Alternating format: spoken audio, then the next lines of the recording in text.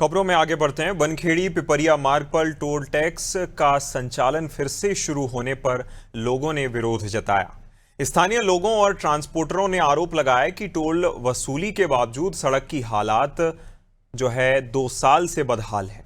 साथ ही टोल कर्मचारियों पर वाहन चालकों से अभद्र व्यवहार करने का भी आरोप लगाया गया। प्रदर्शनकारियों ने कहा कि पहले सड़क की मरम्मत कराई जाए, उसके बाद ही टोल वसूला जाए। वहीं टोल संचालन की वैधता की जांच की मांग भी उठाई गई है और जनहित में जल्द उचित कार्रवाई की अपील भी की गई है। मामला ये है कि पिछले 2 सालों से भी टोल टैक्स चल रहा था बिना रोड बनाए, और अब फिर एमपीआरडीसी के तहत नए ठेकेदार जिनके ना कोई आइडेंटिफाई है वो या ना कुछ, ना रोड बनी है ना कुछ, कह रहे हैं कि जब ये वसूली करेंगे जब हम रोड बनाएंगे। तो 2 साल से जो अवैध वसूली चल रही थी क्या, जो रोड वगैरह नहीं बनाई गई। अधिकांश देखा गया है कि रोड बनने के बाद टोल टैक्स बनता है, पर बनखेड़ी रोड पिपरिया में एक ये पिपरिया विधानसभा में ये एक ऐसी अनोखी रोड हो गई बनखेड़ी रोड कि इस पर चाहे जब कोई भी आके टोल टैक्स लगा के गरीबों से अवैध वसूली कर सकता है। यहाँ के सांसद जी ने बोला था ये टोल टैक्स बंद हो जाएगा, फिर भी टोल टैक्स बंद नहीं हुआ, इसमें से आपका क्या कहना है?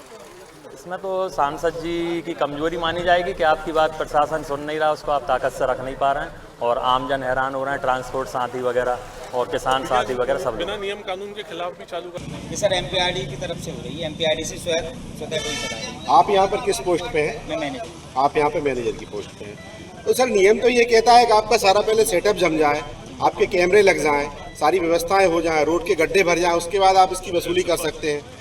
सर गवर्नमेंट ने बोला है कि हम पूरा तैयारी कर रहे हैं, सब रोड वोड सब बनवाएंगे, पूरा प्रॉपर विधिवत टोल बनाएंगे। तब तक के लिए टोल बंद तो नहीं कर सकते, जिस स्थिति में चल रहा है तो उस स्थिति में चलाने की। और एक बात बताइए, कल को यहाँ आगे जाके कोई दुर्घटना होती है, आपने टोल टैक्स वसूला है, इसकी जवाबदारी किसकी होती है? सरकार नहीं, जवाबदारी आपने टोल टैक्स वसूला है। हम सरकार की वसूली कर रहे हैं, आप प्राइवेट एजेंसी नहीं है। आपका कहना बिल्कुल सही है, आप सरकार की वसूली कर रहे हैं, लेकिन इसका मतलब ये भी नहीं है ना कि बगैर संसाधनों के आप वसूली कर सकते हैं। संसाधनों में कर रहे हैं, धीमे धीमे सब लगा रहे हैं।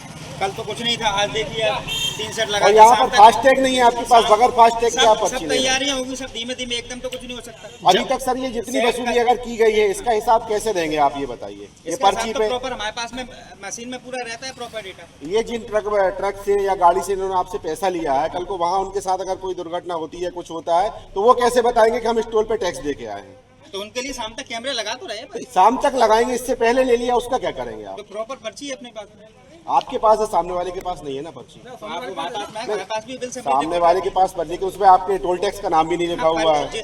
जिन वाहनों को पर्ची दी गई उन पे पूरा विधिवत टोल प्लाजा विद कौन से प्लाजा से आई है, कितने समय आई है, पूरा समय, तारीख और पैसे, गाड़ी नंबर पूरा लिखा हुआ है। आप गवर्नमेंट एमपीआरडीसी एजेंसी से हैं, आपको ये भी पता है कि शहर से 5 किलोमीटर दूर टोल नाका लगाया जाता है किसी भी शहरी क्षेत्र से। तो इस टोल की दूरी कितनी है ये बताइए आप? कुछ दिनों पहले से यहाँ भी टोल चल रहा था एजेंसी, वही शासन द्वारा कंटिन्यू करा दिया। अब नई प्लान की जगह वो देख रहे हैं, बनवा रहे हैं, कंटिन्यू टेंडर वगैरह। ये बात आप मानते हैं आपका टोल प्लाजा 5 किलोमीटर के दायरे के अंदर है?